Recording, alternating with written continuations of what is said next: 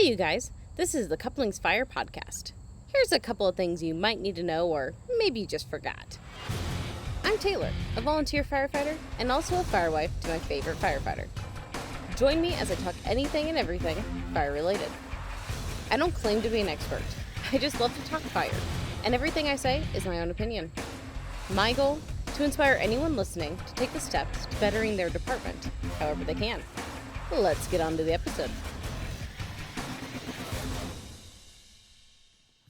Hey, you guys, welcome back to another episode of the Couplings Fire podcast. I'm Taylor Anderson. I'm going to be here talking to you about whatever I have to talk about each week. Oh, that's an interesting intro. How are you guys doing? I don't know. I'm doing great, actually. I'm doing pretty good. A lot of good things have been happening. A lot of things have been trending in the right direction. New opportunities, and life is not taking me where I expected it to take me, right? It's taking me in a completely different direction. And I'm okay with that. It's hard for me because I'm kind of a control freak. I kind of like to know where things are going, and I like to have a plan. I love to have a plan. Plans are my thing, right? And it's okay if things don't go according to plan, but I better have planned other things to help with that when it goes crashing and burning or whatever it is, or going off the path, right? Like, that's just who I am. I like to have different options available to me, and yeah, that I don't know how to best explain that, but that's who I am. Well, right now it's not going according to any sort of plan. And I am learning my best just to let go and hold on for the ride and see where God and life takes me. And I'm actually liking where it's trending at the moment. Not perfect. It's not exactly where I want it to be or where I still think it should be, but you know what? We'll see what happens, I guess. But anyways, a couple little updates for you guys this week. So, as you're listening to this, I am actually at the Les Lukert Winter Conference in Kearney, Nebraska right now. I'm sure I'm having a great time. I think I'll be bouncing back and forth between the hot class and the classroom session we have for Friday today. That's probably where I am. So we'll see if I am able to post any updates on my Instagram and Facebook pages of kind of like what I'm up to for the weekend. So if you're interested in that, go check those out.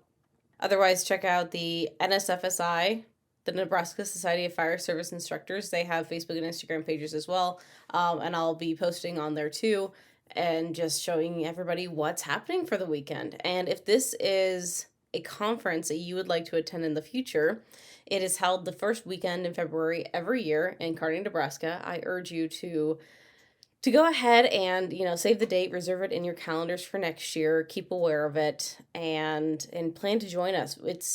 It's always a fun time. We love bringing in instructors from all over the country and even locally here to this conference. And we are so happy to have attendees, not just from Nebraska, but also from Kansas, from Iowa, from across the entire US even. It's not just here in the Midwest that we get people from. That's actually how one of our instructors for this year got started. He actually took a road trip with friends from Tennessee to come see us. So if you have an interest in coming to this next year, or if you have an interest in teaching for this next year, we would love to have you. So anyways, I'm probably having a lot of fun. I get sucked into these fire conferences. They definitely re-energize me, and it's been a little while since I've been to one. So I can't wait to see how my perspective in the podcast, or like my energy, changes when I come back from it.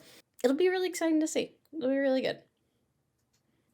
So for my last update for the Wedge program for January, if you guys had followed that, if you haven't followed it, here's a little quick rundown of what it is. Basically, the Wedge program was created by Bill Dungy, and it is, there's more to it, but more or less, it's a goal-setting program. It helps you specify what goals you want to achieve and set them, and have you work through it to reach those goals by the end of a certain time frame.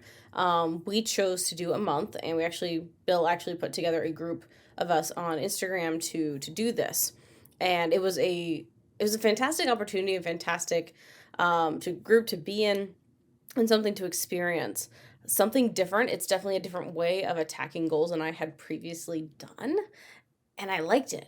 I really liked it a lot. Now, if you guys listened to the last episode, you know that I had some thoughts and feelings on my progress in the goals, and since then I have been working at it harder.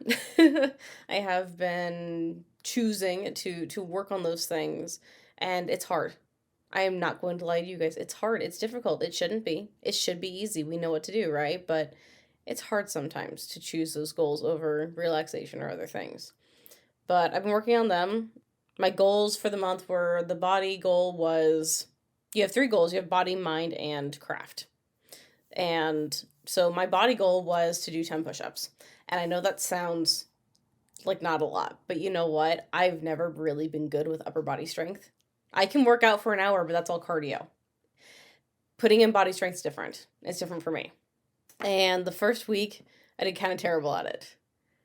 Starting to work on some of the things, some of the, I don't know how you call it, baby steps. I don't know, stepping stones, advancements to push-ups, whatever. I started working on that. So I started actually doing high reps of wall push-ups, right? So like not very much weight, obviously, it's just against the wall, but right. But I did high reps of it to get my muscles ready, and then I went and I did against the stairs, and so more of an incline, and then I did full ground ones.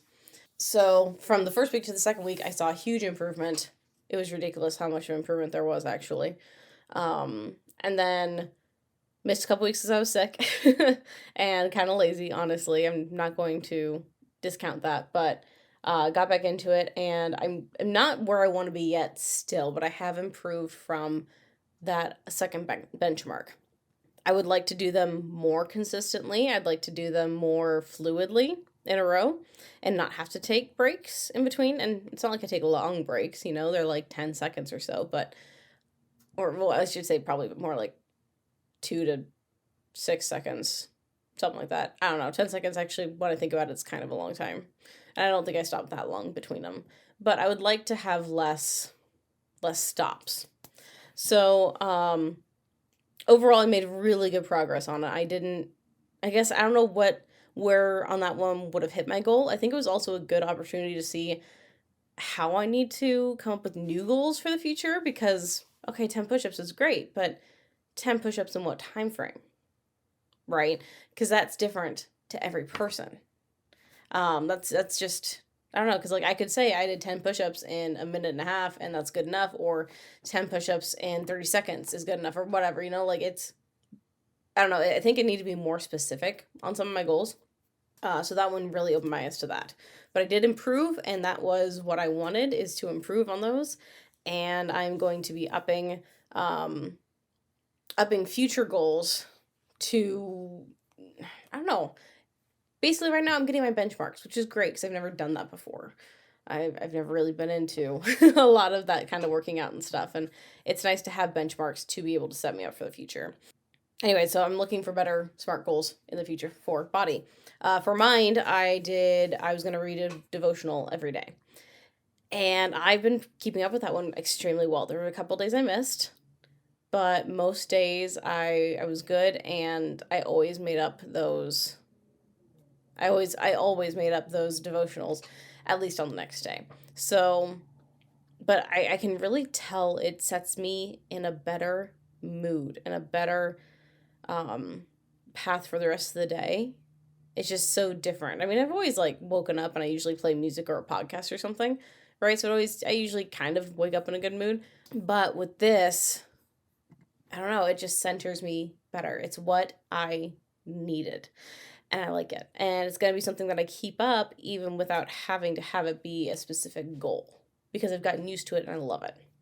And then for my craft goal, I was doing 2 hours per week of initial size up and first do assignments, I guess, for crews. And this is something that, yes, I know how to do and I knew how to do for a while, but I was not very confident in it. And after doing that, in some weeks I didn't do 2 hours. I only do an hour and a half, so I'd have to move that half hour to the next week. I'm happy to say that at the end of it, I've completed all my hours on time. Overall, they're all done for the month. And I don't think it's something I'm going to do 2 hours a week anymore. It is a lot of time, actually. But it's something I'm going to do more often because I saw myself becoming more confident overall in my decision making, in my reasonings behind it. And I don't know, I saw that improvement, I like it. And I know it's like any skill, if you don't use it, you lose it, right? And I want to keep up on that at least every so often, every few weeks or something, just go over some more. Keep practicing it, keep going over it. What's the worst that could happen? I get too confident in it. I don't know. But in my brain, I can't. There's no getting too good at scene size up and first two assignments. I feel like why not? So that's where the wedge program ended. So if you want to check out the wedge stuff, it is completely free to do. Bill actually has a download of the PDF for it, and it explains it more. If you go back to one of my earlier episodes, episode 44, I actually have a whole interview with him, and we talk about what it is and how it's set up and things like that. But if you want to actually download it for yourself and see, you can find it at timeandeffort.ca at that website. Bill actually just came out. I believe it's released. Well, not today, but today that I'm recording it, February 1st, he came out with it today. So that is 6feet.ca. Find that website. And I'm actually excited to check it out. I haven't checked out the website yet. I haven't had time today. I wanted to talk to you guys first. So we'll see. I don't know. I'm curious what it is. So can't wait to go see that. So if you want to check out the wedge program, more about it, check out that podcast, check out the website, download the document. You'll find out a lot more about it. Anyways, it was a great experience, and I will be doing it again in the future. I just don't know exactly when I'm going to be doing it again in the future. But until then, I will be still having other goals that I set, just not in that same style. Okay, so do I have any other housekeeping? I don't think so. There's nothing else crazy. But let's go into the actual episode for today before I, string you along for too much longer on all the intro stuff, on all the housekeeping stuff. So for those of you who have been paying attention for a few weeks, it is finally time to go over the episode spreading out the responsibilities. Yay! It's really funny. I was actually thinking about pushing off another week because I thought it'd just be hilarious, but no, I want to do it. I really do, because I think it's going to be a good episode. When it comes to this episode, I want to preface this, that some of these things I have done, I've been a part of, I've seen firsthand, and I see it work. Some of these things are complete, just random ideas that I had, and have no basis and no confirmation that it actually works. All of this stuff I want you to have an open mind with. Wow, that makes it sound like this is going to be a really controversial episode. This isn't supposed to be a controversial episode, okay?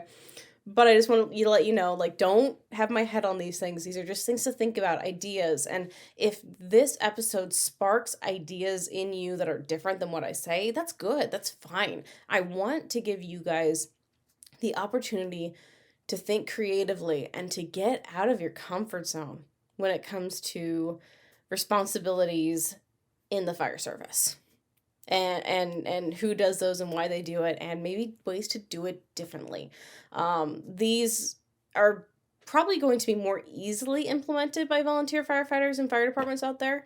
But I think they can be applied both to career and volunteer depending on how your department's set up. And it really just depends. Every department's different. Every department's going to run different. And I understand that. And maybe some of these things just really won't work for you. I get it. I do. But, let's go ahead, jump into it. Let's see how it goes, see where it takes us. So when it comes out to spreading out the responsibilities, the first thing that got me thinking on this, and it's actually funny because this episode has been in the works for about a year. Pretty much. This was one of the episode ideas that I had before we even launched the podcast. And it's taken me this long to, I don't know, to finally put it out there, I guess. I wanted to get more information, more thoughts down on it. But how did we get to the chief, the president, whatever you have, whoever's the top head honcho at your department? How did we get to the point where they do everything? How do we get to that point? You go to a department, you walk into any volunteer department, any career department. Well, maybe not career. I don't know. Like I said, it's different. I'll tend to be leaning on volunteer because that's where I really see a lot of this happening. But you walk into any volunteer department across the entire US. I don't care where you live. I don't.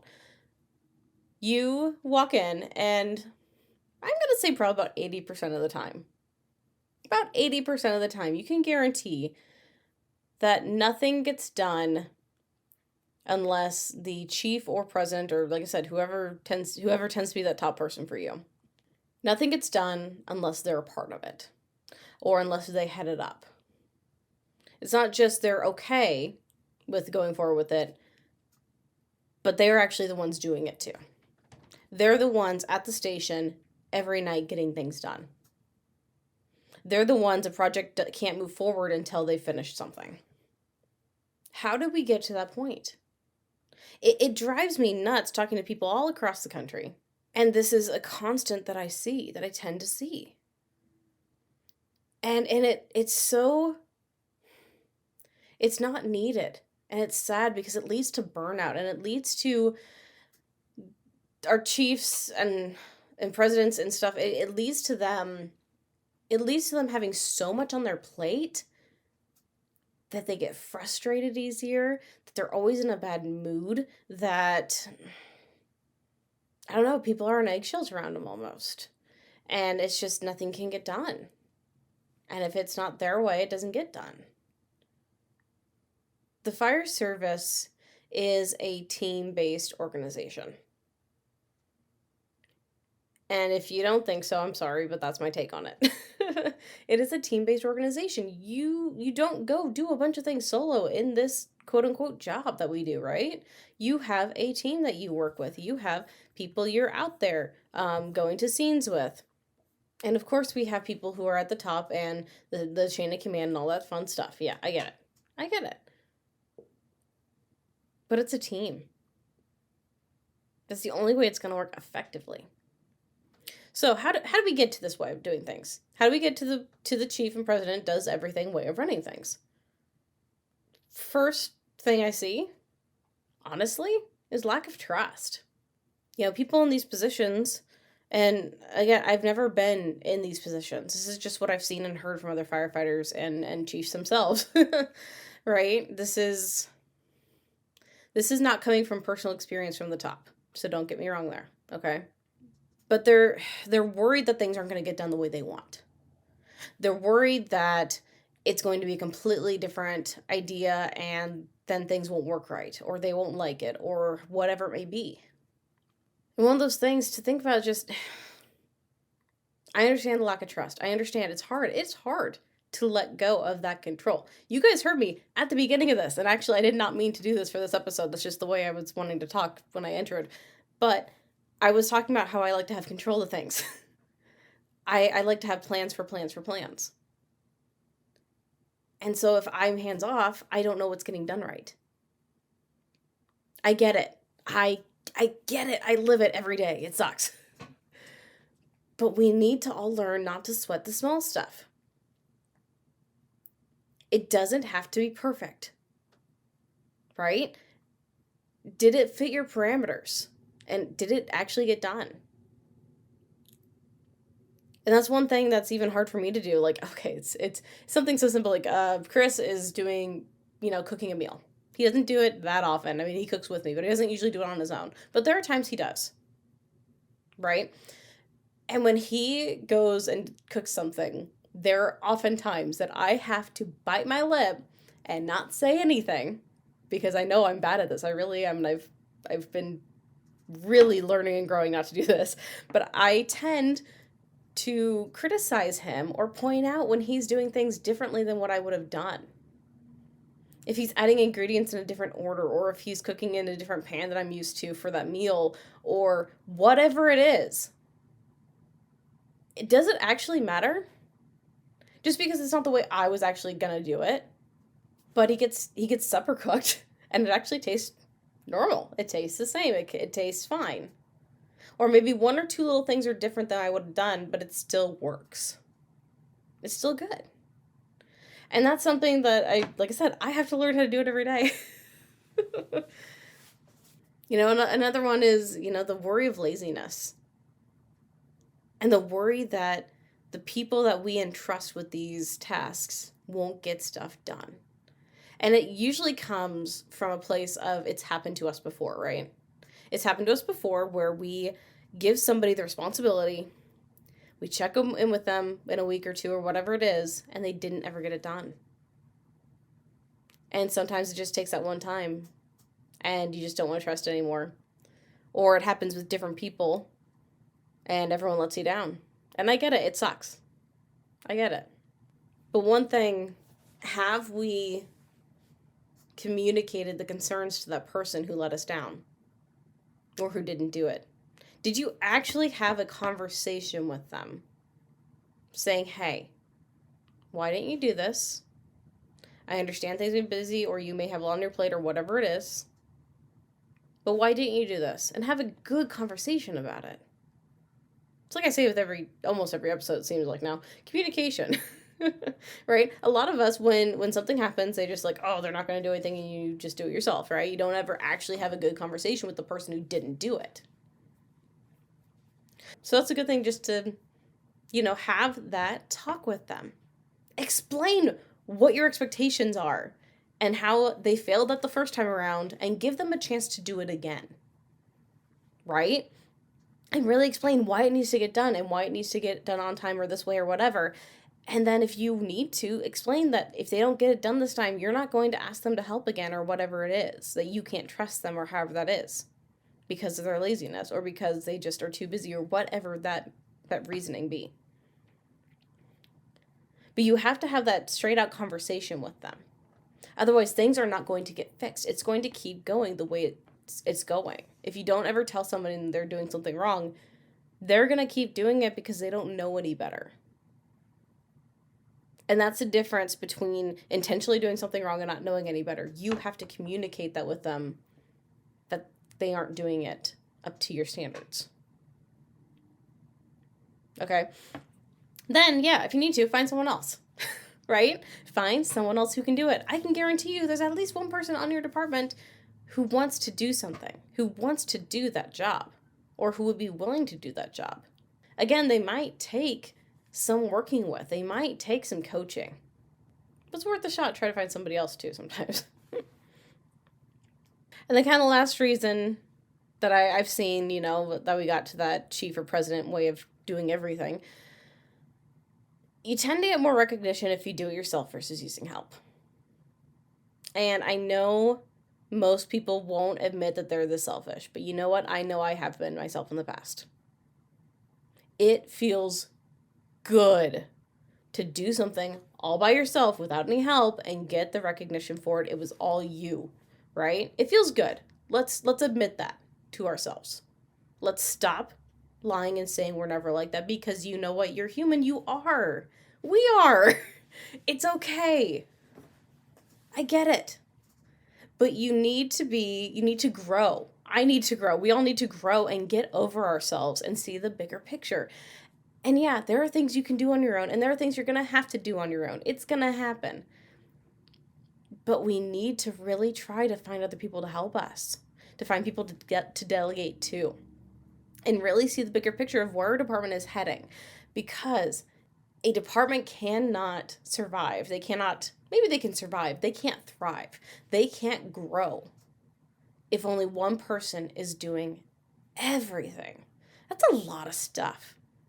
Especially if you're just a volunteer. I mean, and I don't mean that as a derogatory term or anything. I really don't. I'm proud to be a volunteer. But I have a full-time job. I have friends and family. I have other commitments that I do. I have other things I volunteer for. trying to put all the responsibilities of a fire department on my back or something if I were that chief, that'd be a nightmare. That'd be an entire second job, third job even, or whatever. That's not healthy. And there's too much to do. You're going to let things slip through the cracks, and things are going to start falling apart, and you don't want that. So, let's go ahead and try to find what are some ways to spread out those responsibilities, right? And like I said, this is stuff that some of it I've had experience with, and some of it are just ideas that I've had no experience with, right? So, take it for what it's worth. Take the ideas. I hope this episode makes you think. That's the purpose of this one. All right, so let's talk incident reports. Again, I don't know. I feel like, yeah, this is definitely targeted towards volunteers, because I feel like most career departments have a pretty good system of how they do things. And maybe they don't. Maybe I'm wrong. I don't really know. I haven't been around career departments that much. But who should do the incident reports? A lot of departments I know, the chief or assistant chief does them. Which is fine. I understand, because they know how to do that paperwork or whatever it is, right? Or make sure it gets done right. Like we said, the reasons for doing things, the reason it got to that way of doing things. I get it.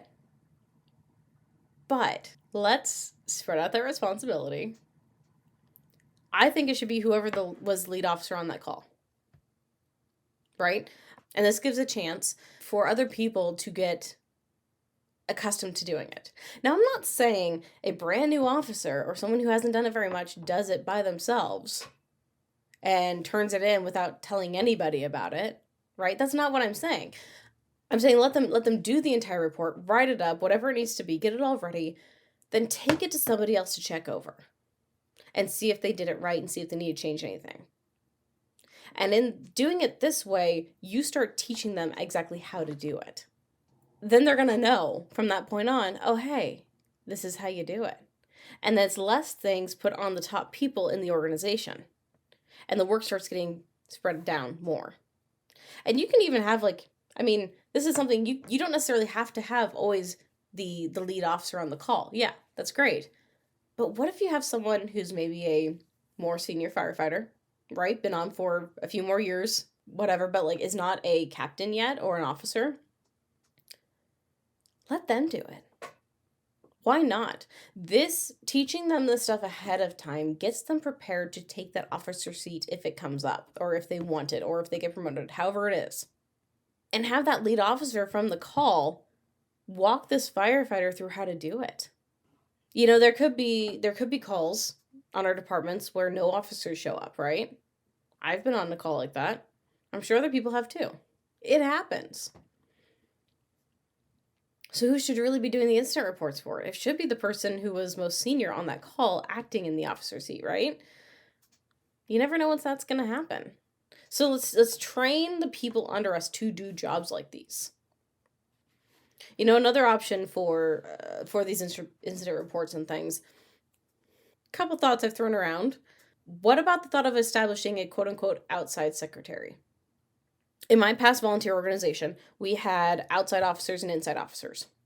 So we had outside was our chief, assistant chief, lieutenants, captains, stuff like that, right? Those were outside officers. Those did all of the incident side of things and whatnot, right? And then we had the inside officers, which was our president, vice president, trustees, treasurer, all that, secretary, everything like that. Those were our inside officers. And they worked together to get things done for the department. So in that case, of course, we had a secretary for the inside, but we didn't have a secretary for the outside. Could that be an option for other departments like that? Someone specifically set in that spot to take care of incident reports, to take care of making sure things get ordered, to take care of things like that have nothing to do with the quote-unquote inside stuff. Maybe the outside secretary takes care of truck checklists. Maybe they take care of, when people wash their gear and stuff like that. Maybe they took care of inventory outside, in the apparatus space and stuff like that of what you have for equipment. There's a lot of different things out there that you could have that outside secretary doing. Another option for that, what if, is that what you have the assistant chief be doing? Could that be their specific job? Yeah, they'd still go on scene and stuff, right? But like, could that be their niche of what most of their job entails when it's not coming down to actually being on scene? Maybe. Another way to spread out the responsibilities, looking into training officer or committee and truck maintenance committees or budget committees, your PIOs, public information officers. Are these things, if you don't have them already, that you could implement? So why implement these committees? Why implement stuff like this? Right? You let's say like you don't do a whole lot of, okay, I'm not gonna say that, truck maintenance. Hopefully you do a lot of truck maintenance. But like, okay, what if you don't need a huge budget committee or something like that, right? What if it's only one thing, like you do it once a year, it's not that bad, the chief can do it, right? Like, why should there be a committee for it? Because each little thing that you take off of those top shoulders from those core people that do all those jobs, the easier and the happier your department's going to be. The more it spreads it out to everybody, the work for everybody. It's like, you have 100 bricks to move. You can move the 100 bricks by yourself, which is going to take a while and it's going to be a lot of work. And okay, maybe not a lot for 100 bricks, but you know what I mean. Or you could have 10 people each carry 10 bricks. Which is better? I think the 10 people carrying 10 bricks. Takes one trip, you're good. You're done. So overall, it releases that pressure from those top people. And of course, when it comes to these committees, when it comes to these positions that you might have, you still run things by your chief, by your president, by whoever. You don't do things without them knowing it. You see what they'd like to see that be, what they'd like to see it, how they'd like to see it go and everything. But that person's not burdened with figuring it out. The chief isn't burdened with figuring out how to, do all the press releases and stuff that a PIO should be doing. They're not worried about coming up with the training every single week, right? They're worried about other things that chiefs should be worried about. But that doesn't mean you get free pass. You still have to run things by them every once in a while to make sure that you're still heading in the right track to where the department is heading, to where it needs to go. So when you find people for these positions, for these committees, I just caution you to make sure that you find the right people for these positions. Maybe not caution is not the right word, but urge you to find the right people for these positions. Because if you put someone in the training officer's position who maybe they're a good firefighter, but they don't really like to train. I know, to me that doesn't make sense, but it's out there, it happens. Is that really a great training officer for you then? Are you really going to be inspiring more people to train and want to be there? What if they're a great firefighter, but they're not really good at teaching? There's plenty of people like that out there. Are they really the best person to choose for training officer? What if, you pick someone for PIO that maybe knows a lot, right? They have a lot of good knowledge and information, but they don't know how to talk to the public. Is that someone you should really be putting in that position? Because the PIO is the person that will be doing a lot of things with the public. They will be doing press releases. They'll be explaining things in a way the public understands. Is that who you need there? If you find people who are already drawn to these ways of doing things and are passionate about these things, they're going to make this job so easy. And they're going to take so much pressure off your shoulders. Because they want to be there, they want to do it, they have the passion for it and the drive for it. You just need to steer them in the right direction. Again, check in with them every once in a while, like we just said. But they'll be good. They'll be happy. And let them do what they do best. And one more thing to go on with make sure you find the right people for these positions. Don't put someone in there, don't force someone in to be there that doesn't have any skills in that. I'm terrible with mechanics, right? I try to learn. I really do. I really try. And you know what? Maybe I could be on a committee for a truck maintenance committee or something, right? And learn. But don't put me in charge of it. Because I'm going to fail so hard. And it reminds me of that Albert Einstein quote. Everyone is a genius, but if you judge a fish by its ability to climb a tree, it will live its whole life believing that it's stupid. This is a great quote. I freaking love this quote. And it applies to me in that situation. If you were to put me in charge of something like that, or even the budget committee, I'm kind of good with numbers. I'd be okay. But you know what? You put me in charge of that committee, and I might do terrible at it, very honestly. Right? And then it just loses your confidence in me. It loses my confidence in myself. And it wasn't what was best for the department. Now, yes, people have to come in and do those jobs sometimes when they need done, right? Someone needs to be in there. But if you can find the right people for those jobs, it's going to make it a whole lot easier. Another way to kind of ease up on some of the pressure from the responsibilities is doing things a little at a time, not all at once. So, back in my previous department, I was in charge of, we have a tax incentive for the state of Nebraska. And every year, if you get X amount of points from doing trainings and responding to calls and doing public events and, going to classes and things like that, you gain points. If you get enough of those, you get a tax incentive on your state taxes every year. And so I was in charge of heading that up. And that's a lot of paperwork. It's a lot of numbers, it's a lot of paperwork, and it's a lot of stuff to keep track of. We had almost 30 members, and we practiced every single week in the summertime. That's a lot. That's a lot to keep track of for each person and things like that. And the first year, I did it all at once. And it took me several hours. Probably about 5 or 6 hours or so. Like, it was a long time all at once trying to get it done and make sure I hit the deadline on time. That sucked. After I did it that way that one year, I said, screw this. I am not doing it like that again. I decided to do it every month. Every month at our monthly meeting, I come into meeting half hour or so early. I would go and look at our records on the board of who showed up to practices and whatnot. I'd record it on the computer. I'd get it all up to date. And it took me 15-20 minutes every month. And then at the end of the year, it was really easy just to go and print it all out and copy all the information really quick, like super quick, probably half an hour, and get it sent in on time. It was fantastic. So much less stress. And I knew I was getting it done right because I did it every month. It was so nice. So if you can find things like that in other areas in the fire station, you're able to spread it out a little bit over time.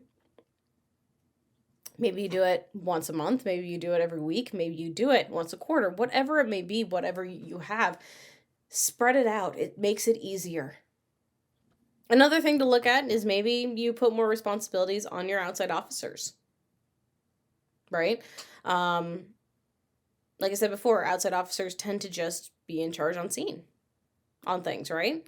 Your captains, your lieutenants, and safety officers or whatever you have there, they're usually just on scene, and that's kind of the place. And then when they're back in the station, they're just kind of one of everybody else, and they do the work, right? Well, maybe put more responsibility on them if it's an option. Maybe they keep track of one of these committees. Maybe they are in charge of just certain aspects of the station for you. I'm not sure exactly what you put in here. This can really be molded to whatever, but, it's another thought of they have the responsibility out on scene. Maybe give them, not a lot, but maybe a little bit more responsibility back at the station. So let's look into a little different way of all this. We've been talking about, ways you can spread out the responsibilities from the top person, right? But now let's look into another problem that I don't see a lot of people seeing. Not seeing, but recognizing. That's probably the better word for it. Yeah, recognizing. They don't recognize it. So maybe you have a fire department who really wants to help. right? You have people who are passionate. You have people who are just so into it and they want to be there and they're there all the time. They want to help, but they don't really know how. What do you do? And you're probably telling me, Taylor, this doesn't happen. People just don't help. People just don't come around, stuff like that. If they wanted to help, they tell me and things. I'm going to tell you, it has happened. This happens, again, in a lot of different departments across the US. And I'm not going to stop with the US, probably across the world. So yes, this does happen. You feel like you would do something wrong if you took initiative, So okay, so let's talk about a firefighter, and they were in this department and they felt like they would do something wrong if they took initiative. So they never started anything, or they would never help out without going to approve it first. This is a story I've heard told by several different people. They got scared. And this can be something as small as cleaning up an area, a small little area in the station. Why? Why would they be scared to clean up an area in the station without asking permission or going and okaying it first or whatever? This tends to stem from coming from a scar from doing something wrong. Quote unquote wrong. It's not actually wrong, but quote unquote wrong. They didn't do it the right way, right? Maybe they cleaned up a workbench or something, but then here someone complains later about it changing or something not being where it's supposed to be there, or got mad that it got moved to a different way of, being organized or something like that. Or maybe they make the comment that they never wanted to change in the first place and stuff like that. It didn't need to get cleaned up or stuff like that. That creates a scar on that person. So if you react like that to every little thing that someone tries to do on their own, they're not going to help again. They're not going to go out and clean something again on their own because they're worried they're going to do it wrong. And they're worried that you're going to react to that the same way that they just got reacted to. Why would you want that? You're not going to go out there and do things just so you can get scolded. I know I don't. It sucks. So I'm going to keep from doing those things. That's stuff we learn from kids, from growing up, from our parents, right? If we got scolded, we knew not to do it again. So that is what we are teaching our members if you do that. And yeah, it can start from something small like that that'll turn into them never wanting to do anything. And maybe something as innocent as washing out the bays in the station, but maybe they got the bays wet when you wanted to do some other training in there, and you had to wait for them to dry out or try to find another way to dry them or something, right? And it kind of screwed up your plan for training. It sucks. I get it. I get that it screwed up your plan for training. But if you go and tell them that, hey, you got mad at them for cleaning that bay, they're not going to clean the bays again. Not without asking you about it first or whatever, and then you're going to wonder, why is this place so dirty all the time? In order to keep people with that initiative and with that drive and wanting to help and do things, you have to give them some freedom. You have to steer them, right? Of course, but you have to give them some freedom. So how do we become okay with them having some freedom to do things like that? First of all, you teach them and you train them on things so that they understand. If I go clean out a chainsaw, or I really don't know how to do this even, right? And it's another one of those things. I've never been taught. I don't feel comfortable going and trying to do it on my own because I'm afraid I'm going to do it wrong. So if someone takes me to go teach me how to replace a chain, change the oil and stuff like that, clean off a chainsaw, like do all that stuff with it, they're taking that time to invest in me. Then I know how to do it. Then if I want to do something that helps out the department in the future, I know, hey, this is something I can do and I know how to do it. And no one has to tell me in the future how to do it. I've already learned. And sometimes I may need reminding of how to do things because I forget. I'm human. People are human. They forget. Sometimes I'll need reminding. But overall, I can go do that thing and not be worried about it. You need to set clear expectations when you teach. That way you make sure these people are doing the things that you want them to do the way you want them to do it. Awesome. Fantastic. You know, they're able to do these things that you train them on, and it gets it off your shoulders. It gets them something else to do. You're not always the one who has to be going in and pulling all the trucks out and cleaning the station and pulling it back in, or maybe washing a truck on your own on your day off or whatever it is. Because hopefully you've instilled that passion and that ownership in other members in your department to do those things, and not scolded them when they do things in a different way than you would have, as long as they get the job done that need to get done. Overall, invest in your people. And you know what? Let them create their own buy-in to it, right? Let them pitch in and make small decisions that don't derail your overall mission. So what are some things that they can do, right? That don't derail your overall mission? Maybe they paint your department patch on the wall. That's cool. That's really cool. And if they set it up, if they take initiative and stuff like that, let them do it.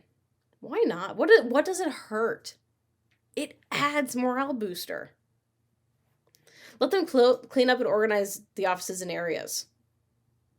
Let them create department swag, right?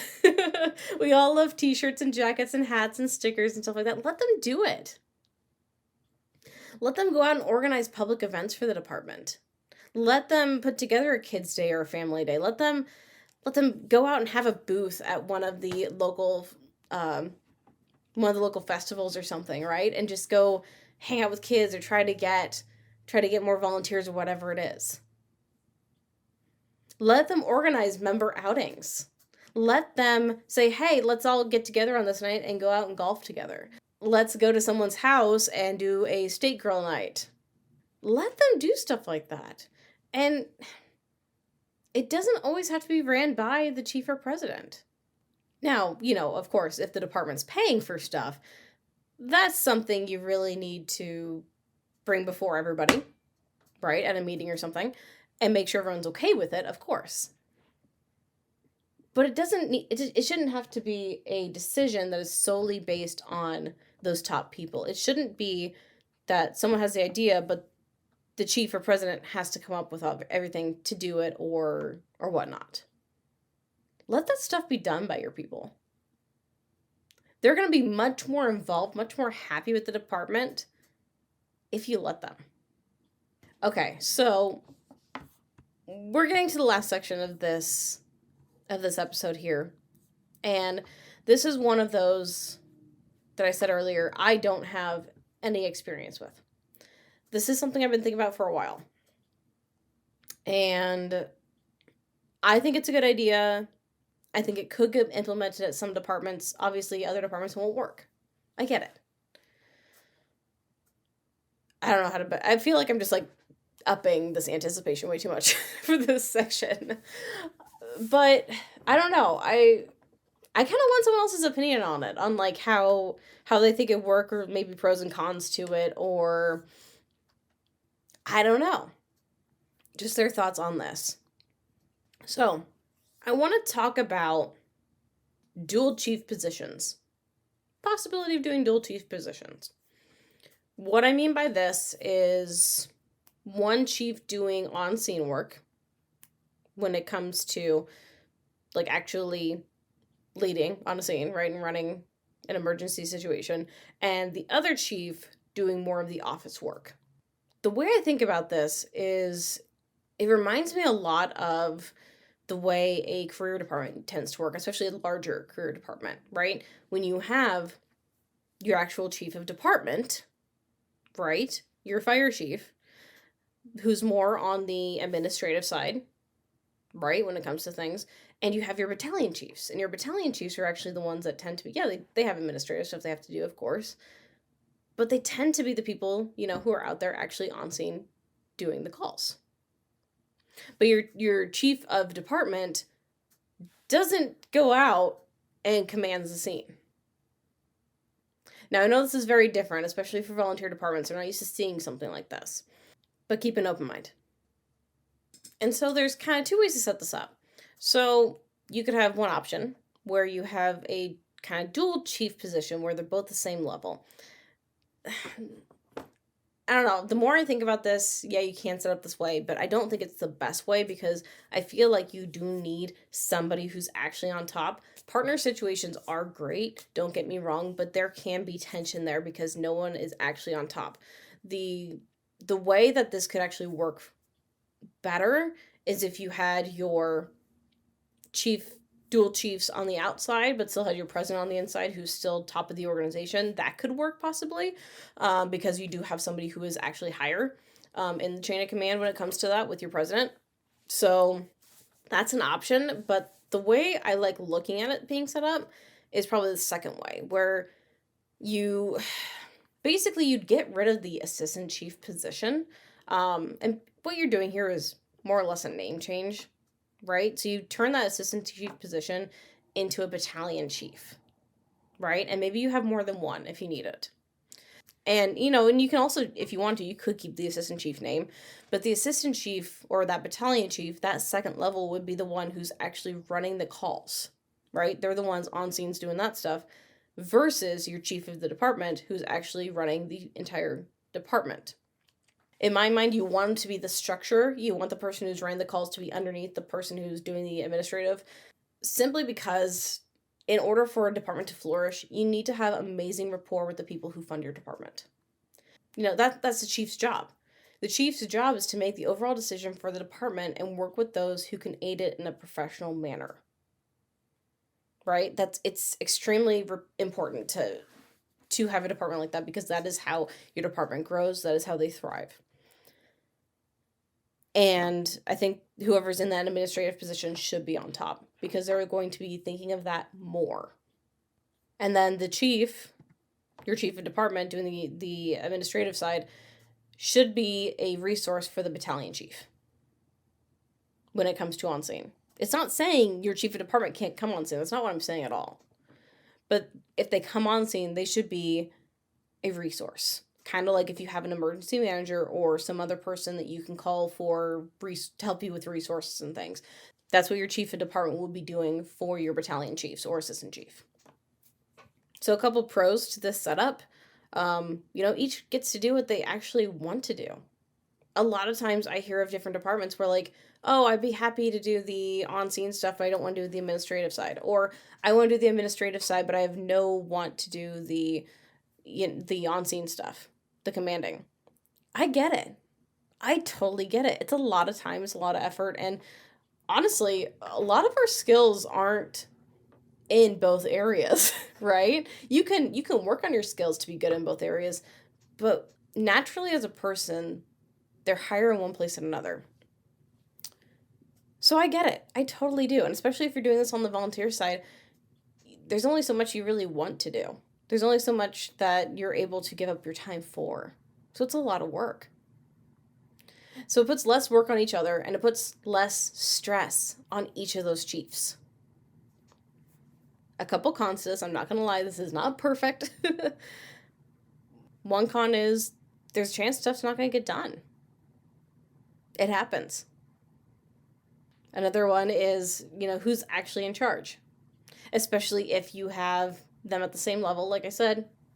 That's why I recommend putting your chief of department taking care of all of those administrative things above the person who's actually going on scene. Because then you actually do have a clearer chain of command there. And lastly, are they on the same page? Do they want the department to go in the same direction? Do they have the same vision? Do they have the same values? Are they going to be able to work together well? Again, some of this gets taken out if you have those different levels, but they still have to work well together if they're going to be in those top positions. I brought this up to a couple people before, and some people like the idea, and some people just were very honest, which I do appreciate. I really appreciate honesty, but they would just say it's not going to work. It's not going to work. And some people would just be very blunt and honest or extremely blunt, just say, hey, it's not going to happen. It's not going to work. This is not how we do things. But why? Why doesn't it work? I mean, like I said, it seems to work on the career side just fine. So why couldn't it work when it comes to the volunteer side? And I'm not saying I know everything. I don't. I don't know everything. What is there? Is there something I'm not seeing? Is there something out there blaring that's gonna like, come at me and like I'm just not seeing it. I've never seen it since I haven't been in those positions. Maybe. Maybe that's why. I don't know. I've never gotten great answers out of people who say that it's not gonna work, though. It's just more of they just haven't tried it and they're worried it's not gonna work. And one of the things I've talked about before, if things don't work, if you change your department in a way or implement a new strategy or, not strategy, if you implement a new system or do a new way of doing things, if it doesn't work, you're allowed to change that back. You know that, right? You can try something for a year, change it back. You can try something for 2 or 5 years. You can change it back. If we don't have that freedom to change things back, what are we doing? You're going to be so scared to ever try anything new. And we shouldn't be scared to try new things. If you never tried new things, you wouldn't know if something could be better. Right? I don't know. So it's just a thought with that. I understand this may not work for everybody. But why not give this or another idea I've talked about a shot? See if it helps. Or if what I've talked about brings up a whole nother idea in your head, try it out. See if it helps. And if you don't like it, change it back. So, would bringing the career setup work in a small town department? In a small town volunteer area or something like that? I mean, on scene could be kind of weird and different, right? Because we're so used to seeing chiefs on scene, and we're so used to, I don't know, we're so used to it, right? That's where we've seen anywhere. That's where the volunteer department, that's where the volunteer fire service has been for years. It's going to be kind of weird for a while. Yeah. I don't know. I hope this was a thought. I hope this was I don't know, I hope this was good for you. I hope this had you think. I hope this had you the entire time thinking of how you do things on your department and the systems you have in place already and things you could make better or things you could try out a different way. Or maybe you've never had a PIO and it's like, oh, that's actually a good idea. Have someone in charge of that. Or maybe you've never had someone officially in charge of maintenance. And you're like, hey, this is a way to get something off the chief's shoulders, off the president's shoulders. Maybe you need someone to keep track of training hours for ISO or something else. That's great to take off the secretary or president's shoulders in the department because they're so busy doing a bunch of other things. Like I said, take this all down to 10 people carrying 10 bricks instead of one person carrying 100. Spreading out the responsibilities in your department is going to prevent burnout, not forever, but it's going to help prevent it. It's going to help boost your morale because everyone's going to finally have a part of the department. They're not just going to be a firefighter that just shows up to trainings and calls and that's it and they go home. They're part of it. They have something to fight for. They have something to make better. Teach your department how to do the easy things at the station and let them do it. And don't get mad if they don't do it the way you wanted them to do it, but they still got it done. Let them take ownership in it. Let them clean up an area and later, if you really don't like things a certain way, explain to them why and see if next time they could do it differently. Right? Instead of getting mad at them for putting something in the wrong spot or whatever it is. Don't make your firefighters afraid. Don't make your members afraid to show initiative and to do things that betters your department and moves it forward. I know this was a lot of talking. I know this was a lot of information. This is actually one of my longer solo episodes. Thank you so much for being here, to listening to the end with me, with it. I don't know. Words are hard right now. I feel like I have been talking for a while, so like my words are starting to But I think that is going to be all for this episode, and I hope you enjoyed it. If you did like this episode, if you do me a huge favor and you run over to whatever podcast platform you're listening to this on, or Apple Podcasts, or if you run over to my Facebook page, Couplings Fire Podcast, go run over somewhere, give it a rating and review. This isn't for me. This isn't for my ego. This isn't for my satisfaction of getting a whole bunch of reviews. Putting a review in and rating the show helps show it to other people who may like it or need it as well. And if it's something that you actually enjoy listening to, chances are somebody else is going to too. If something I talk about one week makes a lot of sense to you and really hits you in a good way, I'm hoping to do the same to somebody else. If you do happen to leave a rating or review, let me know. I love to hear about it. I love to shout it out. I love to thank you for it publicly and privately, right? Anyways, I really, really do appreciate your support, you guys. I will talk to you guys all next week. I hope you had a great time listening to this podcast. Have a good night, day, whatever time you're listening to this, and I will catch you on the next episode. See ya!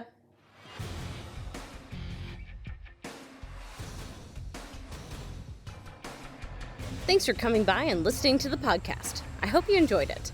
Be sure to leave a rating and review wherever you're listening. Follow us on Facebook and Instagram @CouplingsFire Podcast. See you next time, everybody.